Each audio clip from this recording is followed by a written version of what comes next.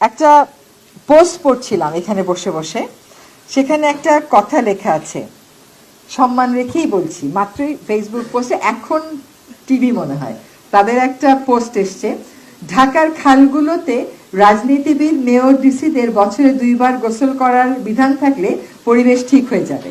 এটা একজন জামাত নেতা বলেছে। তো এই বুদ্ধিটা আসলে আমার মাথায় আসেনি, এই বুদ্ধিটা কিন্তু আমারও না। সো উইথ ডিউ রেসপেক্ট বলছি যে আসলে রাজনীতিবিদরাই দেশের সমস্যার সমাধান দেবেন।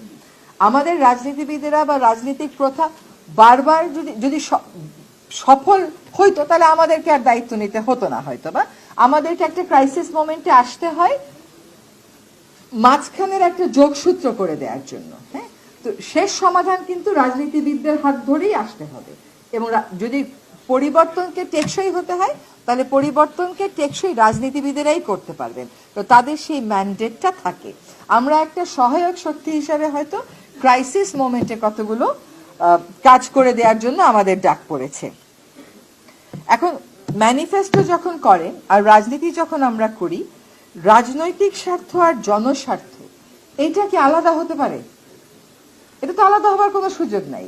আপনার দলের স্বার্থ যা, আপনার রাজনীতির স্বার্থ তাই হতে হবে, আর আপনার রাজনীতির স্বার্থ যা, আপনার জনস্বার্থ তাই নিশ্চয়ই হবে। যদি তাই না হয় তাহলে কিন্তু আমরা সকলেই রাজনৈতিক নেতা হয়ে যাব, যারা রাজনীতি করি এবং রাজনীতি করেন, কিন্তু আমরা সব সময়ের জন্য একজন আত্মত্যাগী রাজনৈতিক নেতা হব না। ফলে যারা রাজনীতি করেন তারা যদি জনস্বার্থ আর রাজনৈতিক স্বার্থকে একই সমান্তরালে রাখেন, তাহলেই কিন্তু তারা প্রকৃত অর্থে আমরা যেরকম রাজনীতিবিদ চাই সেরকম রাজনীতিবিদ হবেন। আরেক একটা টেন্ডেন্সি সরকারে জয়েন করে দেখছি, অসম্মান করা। ধরেন আপনি সমালোচনা করা এক বিষয়, আর অসম্মান আর ব্যক্তিগত আক্রমণ করা আরেক বিষয়। অবশ্যই সমালোচনা হবে, রাষ্ট্রের সমালোচনা না হলে, সরকারের সমালোচনা না হলে সরকারও তো কাজের গতি হয়তো তার কমে যাবে। কিন্তু প্রায় সময়ই ভুল তথ্য দিয়ে, বিভ্রান্তিকর তথ্য দিয়ে, ভুল ব্যাখ্যা দিয়ে অসম্মান করার চেষ্টা করা হয়। এই যে অসম্মান করার চেষ্টাটা করা হয়, এটা করলে হয় কি, দেশে আর গ্রহণযোগ্য ব্যক্তিত্ব থাকে না।